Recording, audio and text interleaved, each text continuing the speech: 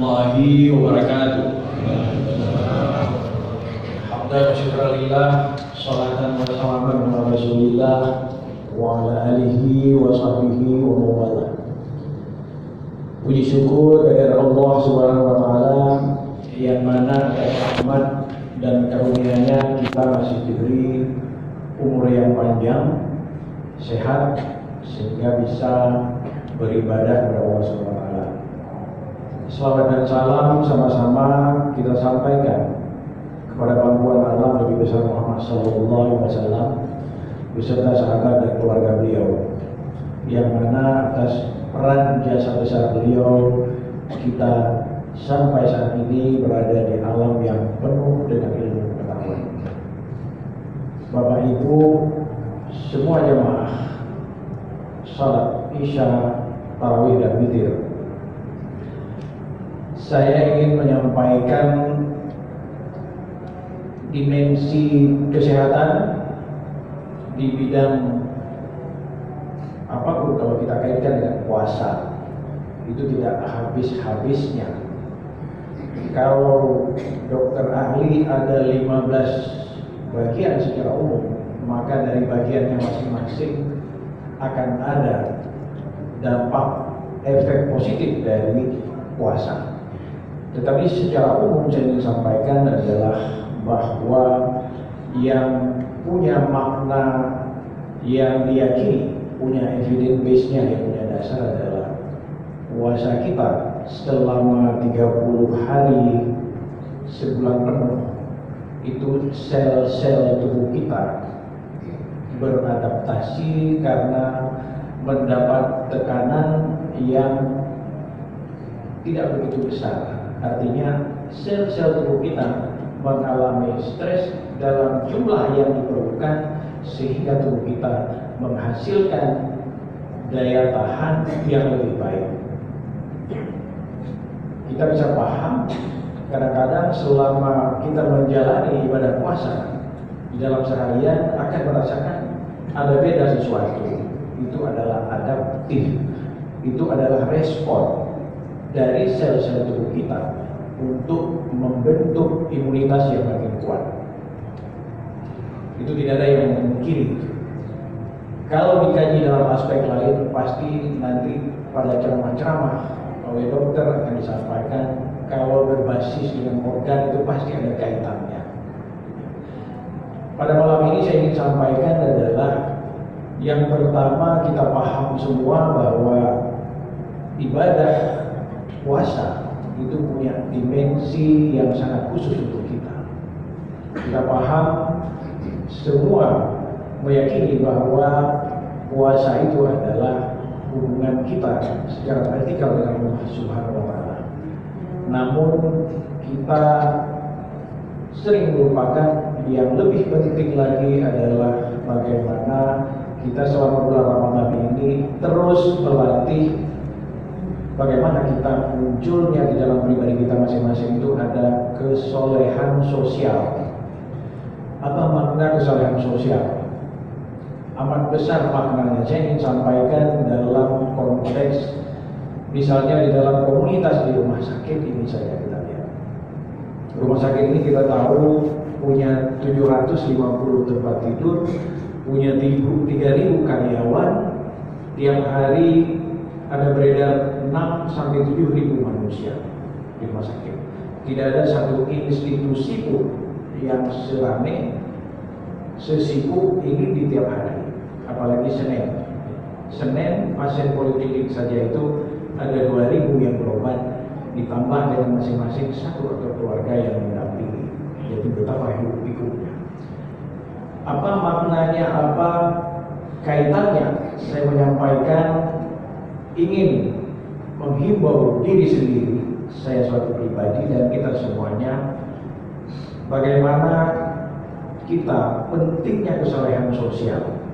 Kesolehan sosial adalah tidak ada apa-apanya seorang profesor, seorang doktor, seorang dokter ahli apabila hanya dia bermanfaat untuk dirinya sendiri.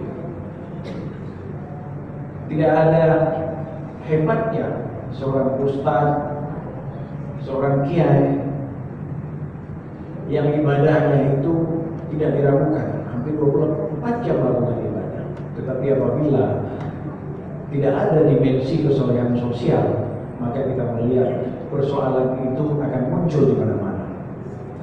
Kita melihat seseorang yang memang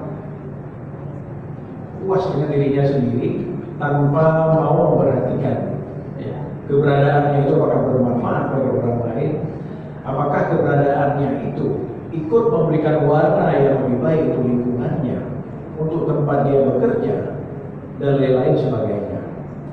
Contoh sederhananya yang kita ingin sampaikan, bagaimana seseorang itu kita lihat bahwa ketika ada dia memang terasa sangat bermanfaat, sangat kita butuhkan.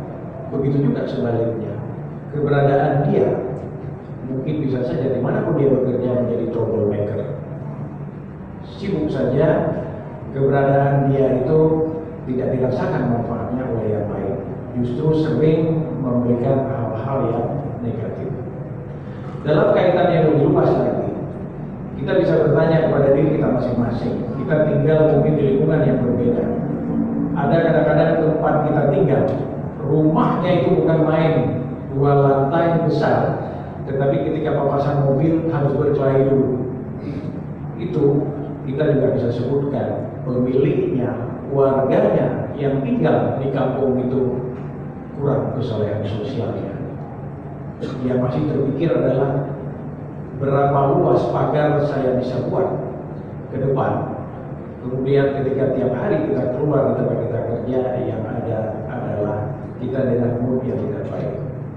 Begitu juga sebaliknya, kadang-kadang kita melihat betapa gampangnya orang memberikan hartanya, ilmunya untuk kebaikan bersama, untuk kepentingan bersama.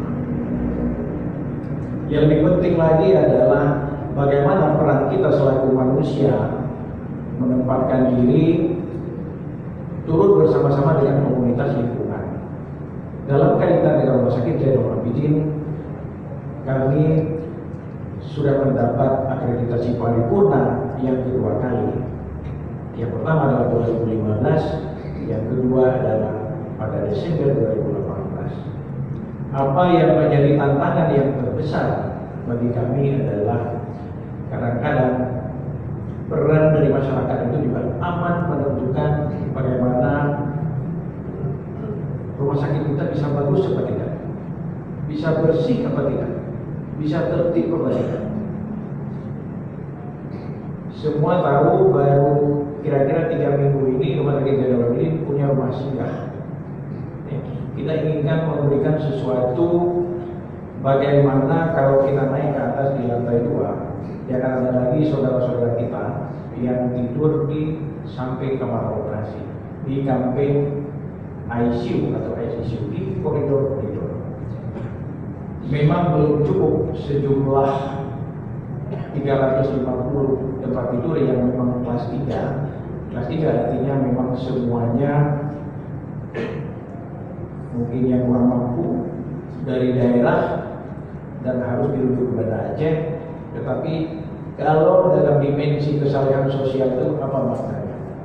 Ikut saja mau bersama-sama dengan Rumah Sakit Zainul Abidin, mau memperlihatkan bahwa kita teratur, bahwa kita patuh terhadap aturan-aturan, bahwa dengan keberadaan tidur di emperan, tidur di sekeliling itu membuat nilai kita juga dari penilaian akreditasi itu rendah, turun. Artinya kita tidak teratur, tidak aman berada di rumah sakit, tidak teratur dan tidak mau diatur. Ikut mau mengikuti apa yang digagas oleh rumah sakit, itu pun masuk dari kesalahan sosial, artinya mau diatur. Yang kadang kita lebih sedih lagi, sekarang keluarga yang menempati di rumah singgah sekitar 60-an. Mereka yang tinggal di sana mau menandatangani dilarang rokok dan sebagainya, dilarang itu. Tetapi sedih kadang kita lihat masih merokok, padahal sudah menandatangani. Sebenarnya bukan CCTV yang ada itu yang harus diikuti, rutin, tetapi peran serta sumbangsi apa yang kita bisa berikan ke rumah sakit bahwa lebih teratur, lebih bagus, itu yang kita harapkan dari masyarakat. Kami sedih ada masyarakat yang memang merokok terpaksa, memang kami minta meninggalkan rumah singgah, dan mudah-mudahan itu juga menjadi pelajaran bagi yang lain, itu juga menjadi penilaian bagi kita semua. Kira-kira 6 bulan yang lalu saat pravisitasi surveyor dari Amerika, ketika berada di rumah sakit kita, selalu disebutkan apa yang menjadi satu tantangan di rumah sakit, bahwa yang paling susah kita mengatur adalah masyarakat. Mereka masih menemukan untuk merokok di wilayah rumah sakit itu sangat tabu bagi mereka. Artinya apa? Kalian manajemen masih nipu-nipu. Katanya ini zona bebas rokok, tetapi kami masih menemukan puntung rokok. Jadi itu menyedihkan bagi kami. Itu yang menjadi tantangan apabila mereka datang lagi. Bagaimana bisa kalau tidak ada kesalahan sosial, kami bisa menjaga puntung rokok tidak bertebaran di seputaran di dalam rumah sakit. Jadi ini kepedulian itu pun kami minta, barangkali bulan puasa ini relevan. Bagaimana kita ikut menjadi ada kesalahan sosial, artinya kita ikut berpartisipasi dimanapun keberadaan kita bisa memberikan kontribusi yang baik. Rencana kita semua adalah pada bulan Oktober nanti Rumah Sakit Zainul Abidin, rumah sakit daerah pertama yang ingin diakreditasi internasional, JCI. Jadi kalau kita bicara World Class Hospital, rumah sakit yang berkelas internasional, apabila kita bisa lulus diakreditasi oleh Joint Commission Internasional yang berada di Amerika. Apa hebatnya mereka kalau kita tanya? Itu sama analoginya, kalau memang kita lulus itu seperti main bola, lulus kita di Olimpiade. Sama-sama kita main bola, tetapi jarang yang bisa menang di sana. Apakah bisa? Kami sangat yakin apabila masyarakat ikut membantu, ikut bangga bahwa punya satu rumah sakit di daerah yang berkelas, sehingga siapapun yang memberikan pelayanan terstandar dengan baik, punya alat yang baik, punya sistem yang baik, dan itu membanggakan kita semua. Jadi pada kesempatan ini 30 hari sebulan penuh kami tetap mengajak bahwa bagaimana kita semua mempunyai kesolehan sosial. Saya di radio juga sering menekankan, selalu kita harus berdoa kepada Allah Subhanahu wa Ta'ala, karena Allah lah yang membolak-balik hati manusia. Selalu dikatakan bagaimana manusia itu bisa baik kalau memang hatinya baik. Bagaimana manusia itu bisa bermanfaat bagi orang lain kalau memang segumpal daging yang ada di dalam tubuhnya itu punya niat yang baik, punya hati yang baik. Karena tidak ada satupun yang bisa mengontrol itu selain dari dirinya masing-masing. Semoga dalam 30 hari ini kita bisa bertanya pada diri kita masing-masing, apakah saya sudah masuk yang memang punya kesolehan sosial. Ya. Yang berikut adalah kami titip, rumah sakit kita itu banyak diapresiasi, sudah lebih kelihatan wajah bersihnya, wajah teraturnya. Siapa yang bisa bikin bersih dan teratur? Partisipasi masyarakat amat sangat besar. Jadi apabila melihat ada sesuatu yang kurang baik, yang kurang pas, beri masukan, beri peran di sana bahwa ini adalah milik kita semua. Dan ini membanggakan kita. Mudah-mudahan tidak ada apa yang kita lakukan ini yang tidak termasuk dalam ibadah. Kebersihan, keteraturan, mengikuti ajaran-ajaran pemimpin, justru kita tidak ikut-ikutan di dalam bersikap, salah bersikap. Kita paling mengerikan kalau terjadi hal-hal seperti di Timur Tengah.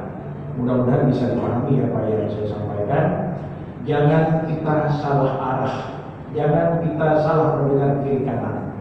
apa yang menjadi dasar bagi kita, percayakan pada pemimpin, percayakan mereka akan membawa diri kita dengan sebaik-baiknya.